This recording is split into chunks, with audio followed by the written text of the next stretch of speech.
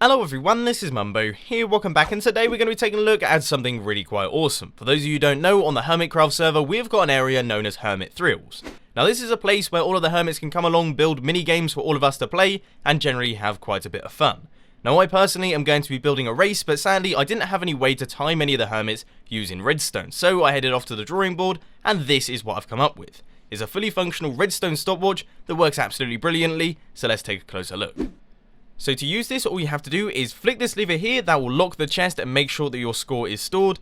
Then to start timing, you just flick this lever here and the stopwatch will begin. Now you have to do your race, finish your course, or whatever you have to do, but once you are done with that one, all you do is flick this lever right here, take a look in this chest, that is the score that you have achieved. Of course, if you are doing a race, then a greater number of items means that you've taken quite a long time, whereas a smaller number of items means that you've been relatively quick. But once you've noted down your score, you just flick this lever here, all the items will leave the chest, and the stopwatch is ready to use once again.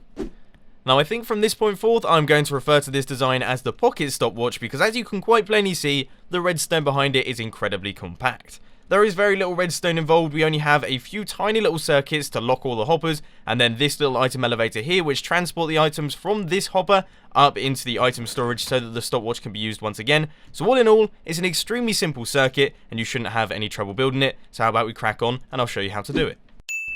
So you want to get things started with a 3x6 area, and the first thing that we're going to be doing is our little hopper dropper setup. So you want to place a block like this and then a chest on top, then you can remove that one and place 3 blocks up like this, 3 blocks up like this, and then a redstone lamp on either end with a lever on the faces of both of those. Now I have to say, these 2 blocks here, they don't have to be redstone lamps, but it certainly makes life easier for your user, so I'd suggest using them. Anyway, now you want to head round here, place a hopper running into the back of that chest, a double chest on top of that hopper with 2 droppers facing upwards, running straight into that one. Then you want to run a hopper right into the side of that dropper, and a hopper running into the side of that hopper. Blimey, I never want to say any of those words ever again.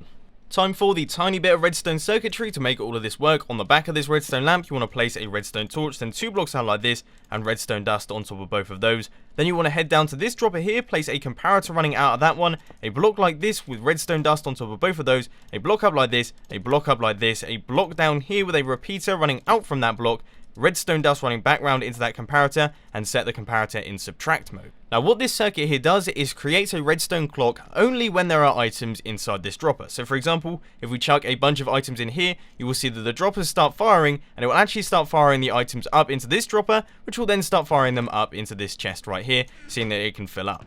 Now what we have to do is chuck all of our items into here, and we'll have ourselves a working system. So now to test it out. Firstly, you want to lock your stopwatch, so that means that no items will be flowing through the system. Then to start timing, you flick that lever, and we should begin to see items flowing down into this chest.